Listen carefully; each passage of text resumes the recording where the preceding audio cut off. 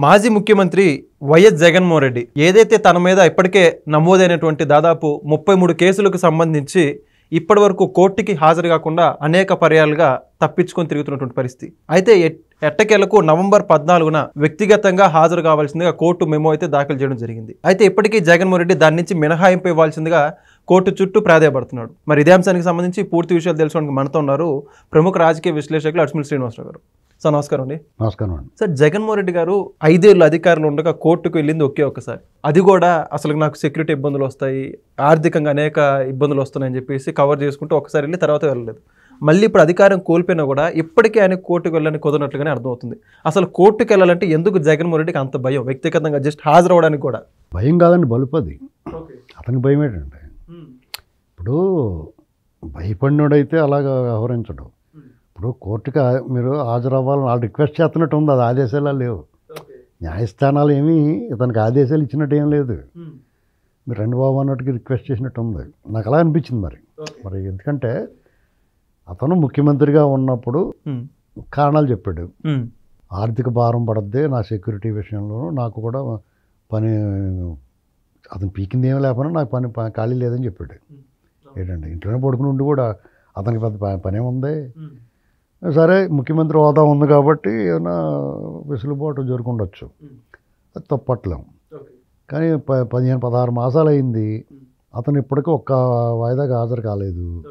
మీరు వస్తేనే కానీ కుదరదనేటువంటి వాదనలో మీరు రావాలి, కేసు స్వత్రం తేల్చాలి, ఇలాంటి ఆదేశాలు, ప్రైవేటు వ్యాఖ్యలు న్యాయమూర్తుల నుంచి వినపడుతున్నాయి. అంతేగాని అది జోక్ అయిపోయింది, అందరు నవ్వుకుంటున్నారు. వ్యాఖ్యానాలు చేస్తే చాలా పవర్ఫుల్గా ఉండరు. ఇప్పుడు తీర్పులు వేరు, వ్యాఖ్యలు వేరు. న్యాయమూర్తులు తీర్పు అనేటువంటిది ఫైనల్ వెరిడిక్ట్, కానీ వ్యాఖ్యలు చేస్తూ ఉంటారు. నేనేమంటానంటే ఆ వ్యాఖ్యలు అయ్యి ఎందుకంటే అదేదో తీర్పులోనే ఇవ్వచ్చు కదా అంటాను నేను. సరే, వాళ్ళకి సమయం భావం, కేసులు ఇప్పటికిప్పుడుగా ఉండటం, సిబ్బంది తక్కువ ఉండటం, ప్రజల్లో ఈ కేసులకి న్యాయస్థానాలకి ఆ సమయానికి సంబంధం లేకపోవడం ఒక కారణం కూడా ఉండొచ్చు, లేట్ అయిపోవటం. ఓకే, కానీ ఈ లేట్ అయిపోవడాన్ని అడ్వాంటేజ్గా తీసుకుంటారు నేరస్తులు, దోషులు అనేటువంటిది స్పష్టంగా కనపడుతుంది. జగన్మోహన్ రెడ్డి విషయానికి వచ్చేటప్పటికి ఇన్నాళ్ళు అతను కోర్టుకి హాజరవ్వనప్పుడు చాలామంది అతను అరెస్ట్ చేయలేదు, అతనికి పైనుంచి సపోర్ట్ ఉంది, ఇలా మాట్లాడే వాళ్ళు న్యాయస్థానాలు వెసులుబాటు కింద ఇతను పట్టించుకోవట్లేదు, పెద్ద అతను సుమోటోగా స్వీకరించాలి, వాళ్ళు కూడా సరిగ్గా చేయట్లేదని అనుకునేవాళ్ళు. ప్రభుత్వం ఇతని వల్ల బాధపడిన వాళ్ళు చాలామంది ఉన్నారు కదా. ఆ బాధపడిన వాళ్ళు కూడా ఈ బెయిల్ ఎందుకు రద్దు చేయరండి, ఇంకో ఇలాంటి తప్పు చేసాడు, ఇలాంటి తప్పు ప్రాణం తీసేయాలి పట్టుకున్నాయి. ప్రతిరోజు ఆ పిటిషన్లో పెడుతున్నారు. వాళ్ళు కూడా తలపోటు భరించలేక సరే చేస్తారు. ప్రజల్లో చులకన అవ్వకూడదని వ్యవస్థలు కూడా కరెక్ట్గా పనిచేస్తాయి. నీకు ఎగ్జాంపుల్ చెప్తాను. అతను అధికారంలో ఉన్నప్పుడే రఘురామకృష్ణరాజు గారు ఇతను బెయిల్ రద్దు చేయమని వేసాడు.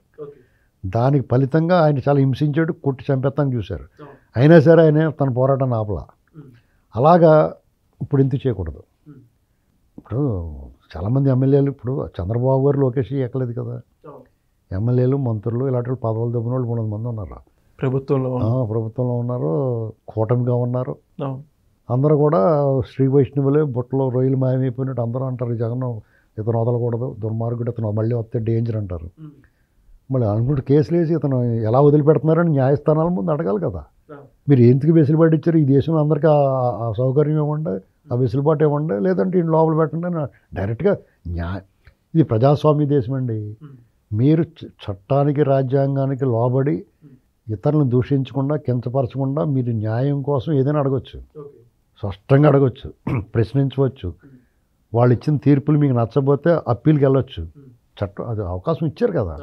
మీ తీర్పు నాకు నచ్చలేదండి, నేను అప్పీల్కి వెళ్తున్నానని చెప్పొచ్చు. నాకు సమ్మతం కాదు, ఇది నేను న్యాయం జరగలేదు అనుకుంటున్నాను కాబట్టి న్యాయం కోసం అప్పీల్కి వెళ్తున్నానని పైకోర్టుకి వెళ్తారు. అలాగే ఇది కూడా అడగచ్చు ఖచ్చితంగా. వాళ్ళు అడగలేదు కాబట్టి అడగలేదని వీళ్ళు మానేయకూడదు, కానీ అడగలేని దొరద మాకెందుకు అన్నట్టుగా వాళ్ళు పెద్ద పట్టించుకుంటలేదు. దానికి తోడు ఇతను ఏంటంటే మ్యాక్సిమం ఎన్ని చట్టాల్లో ఉన్న లొసుగులన్నీ వాడేసుకుంటూ ఉంటాడు. ఏదో ఒకటి తీస్తారు, అది అసంబద్ధంగా ఉంటుంది, అబ్సర్డ్ థింకింగ్, అబ్సర్డ్గా ఉంటుంది. అయినా సరే ఏదైనా సరే పేపర్ మీద చట్ట ప్రకారమే పోతాయి న్యాయస్థానాలు, సాక్ష్యాధారాలు, తర్వాత ఆ చట్టంలో ఉన్న వెసులుబాటు, చట్ట ప్రకారం ఏముంటే దాని ప్రకారం గుడ్డెది చేయలేబడినట్టు వెళ్ళిపోతాయి, అంతే. ఇంకా దాని గురించి డీవియేషన్ ఉండదు. వాళ్ళ కళ్ళ ముందు కత్తిచ్చి కసకస పొడి చేసినా కానీ జడ్జి గారి ముందు దానికి అవునండి ఈడే ఆయన పొడి చేయడం చెప్పాలి, సాక్ష్యాలు. అది ఇక్కడ. కాబట్టి దానివల్ల కొంత మేలు ఉంటుంది, కొంత కీడు జరుగుతుంది. దాన్ని అందులో కీడు భాగాన్ని ఎక్కువ వాడుతున్నారు మన వాళ్ళు. ఇతను న్యాయస్థానాలు కండిషన్ పెడుతున్నాడు. ఇతను నేను వస్తే ఇబ్బంది ఉంటుంది, ఖర్చు అధికంగా అవుద్ది, భారం అవుద్ది, ఇలాంటి మాట అతనికి తెలియట్లేదు. అతను ఇంకా ఆ భ్రమలో ఉన్నాడు. తన పక్కన దారంపడకు పోయి కుక్క కాలు ఎత్తి ఉచ్చపోసి కుక్క కూడా ఆపుతావు, తన పని తను చేసుకుంటుంది ఇతను వెళ్తుంటే. ఇప్పుడున్న పరిస్థితి అది. అర్థమైంది. ఇతను ఫేక్గా క్రియేట్ చేసుకుంటున్నాడు తప్ప ముడ్డి పగల కూడా ఎవరన్నా వస్తాయని చెప్తే నోరు మూసినట్లు పడుకుంటారు ఎవడన్నా. నువ్వు వచ్చి నేరుగా వచ్చి హాజరై నీ నేరుగా వెళ్ళి ఓవరాక్షన్ చేస్తే మెళ్ళ తిరిగిపోతాయని చెప్పాలా. డిపార్ట్మెంట్ హెచ్చరించాలండి. ఇప్పుడు హెచ్చరించడం లేదా మైక్లోని ఎవరన్నా బయటకు వస్తే మీకు శిక్షణ పంపడతారు, 144 సెక్షన్ ఉంది, సెక్షన్ 30 అమల్లో ఉంది, మోకాలు చెప్పలు తీసేస్తామని చెప్పట్లేదా? Rowdy షీటర్లకి counselling ఇవ్వట్లేదా? వీళ్ళకే ఇవ్వాలా, బైండ్ ఓవర్ చేయాలా. ఇతను కూడా చెప్పాలి. అతను ఏమన్నా ఇప్పుడు ముఖ్యమంత్రి, ప్రధానమంత్రి ఏమన్నా, ఒక ఎమ్మెల్యే, బోళ్ళని కేసులు ఉన్నాయి, ఇంకా రేపు మాపు బోళ్ళని మీద పడతాయి. అతను ఏం చెప్పాలి? నువ్వు మూసుకుని జాతకు వచ్చి హాజరు వెళ్ళాలి, ఎక్కువ చేస్తే మెళ్ళ తిరిగిపోతాయని చెప్పాలా. అవన్నీ మానేసి చూస్తూ ఊరుకుంటే అతను అలాగే చెప్తాడు. మీరే మా ఇంటికి రండి అనలేదు ఇంకా నేను జడ్జి గారిని. అర్థమైందా? నేను ఇక్కడి నుంచి మీకు వర్చువల్గా మీతో హాజరవుతాను, లేదంటే నేను హాజరవ్వకుండా మా లాయర్ హాజరవుతాడు. మీ లాయరే కదా హాజరవుతాడు నిన్నాళ్ళ నుంచి. కొత్తగా ఏం చెప్పింది ఏంటంటే వీడియో కాన్ఫరెన్స్ లాగా వర్చువల్గా హాజరవుతానని విచారణకు అంటున్నాడు. చాలా సంతోషించాల్సిన జడ్జి గారు మీరే రండి మా ఇంటికి అనలేదు. అర్థమైందా? అలాగంటాడు రేపో మాపో ఇవన్నీ వెసులుబాట్లు ఇస్తే. మూసుకుని రారా పూల చొక్కా అంటారు చూడండి, అలాగే మూసుకుని కూర్చోరా అన్నట్టు మూసుకుని రా, ఎక్స్ట్రా చేయకుండా అని చెప్పాలి. ఏం చెప్తారో చూద్దాం. దాన్ని బట్టి ఈ దేశంలో వ్యవస్థల మీద చర్చ జరగాలో వద్దు, చర్చ జరగడం కోసం ఏం చేయాలనేటువంటి ప్రణాళిక రూపొందించాలి. ఇక పరాకాష్ఠకు వచ్చినట్టే. అలాగేనండి మీరు ఇంటికాడ ఉండండి, మీ ఇంటికాడ నుంచే పాల్గొనడానికి కానీ వచ్చిందనుకో, ఈ దేశంలోని ప్రతి యువత, ప్రతి రాజకీయ నాయకుడు, ప్రతి వ్యక్తి, ఈ దేశ పౌరులందరూ కూడా ఇతని గురించి అని కాదు, టోటల్ సిస్టమ్ మీద ఒక చర్చ జరిగేలాగా ఏర్పాటు చేయాలి. దానికోసం కృషి చేయాలి. ఎందుకంటే భవిష్యత్తు మాలాంటి వాళ్ళు ఎప్పుడు ఇవాళ రేపు సర్దేసుకుంటాం. ఇలాంటి కుర్రోళ్ళందరికీ రేపు వద్దని ఏమైపోతే ఇలాంటి వాళ్ళు బారిన పడితే అదే కదా ఈ సిస్టమ్ తోటి డేంజర్ మీకు. కాబట్టి డెఫినెట్గా ఆలోచన చేయాలి. ఓకే. ఇప్పుడు ఇతను కోడికత్తి సీను కేసులో 5 ఏళ్ల పాటు వెళ్ళలేదు సాక్షిగా. ఇదేం దోషి కింద కాదు, సాక్షి. లేదండి బాబు వాడేం తప్పు చేయలేదని చెప్పాలి, ఇలా తప్పు చేసాడని చెప్పచ్చు. రెండాట్లు ఏదో ఒకటి చెప్పాలి. చెప్పడానికి కూడా వెళ్ళలేదు. ఆ వ్యవస్థ ఎందుకు ఒప్పుకుందో తెలియదు. ఇది చాలా దారుణంగా ఉందండి. ఇది ఈ విషయంలో జగన్మోహన్ రెడ్డికి ప్రత్యేకంగా జరి ఎంటికలు ఏమైనా ఉన్నాయేమో కూడా చెప్పాలి. ఏదంటే మీ అందరికీ నలుపు కానీ తెలుపు కానీ ఉన్నాయి ఎంటికలు, ఆడికి జరి ఎంటికలు ఉన్నాయని అందుకని వదిలేస్తున్నాం అని చెప్పాలి. దర్యాప్తు సంస్థలైనా వ్యవస్థలైనా ఏదైనా సరే.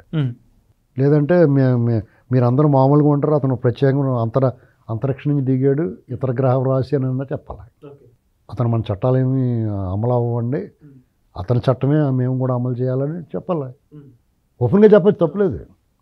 చెప్పినప్పుడు అందుకనయ్యా, లేకపోతే ఆడిని వదిలేస్తారో, ఆడికి మన చట్టాలు ఏమి పని చేయమంటాడు, ఆడ పైనుంచి దిగాడు అంటాడు అని చెప్పుకుంటారు. అలా అన్న అంతే.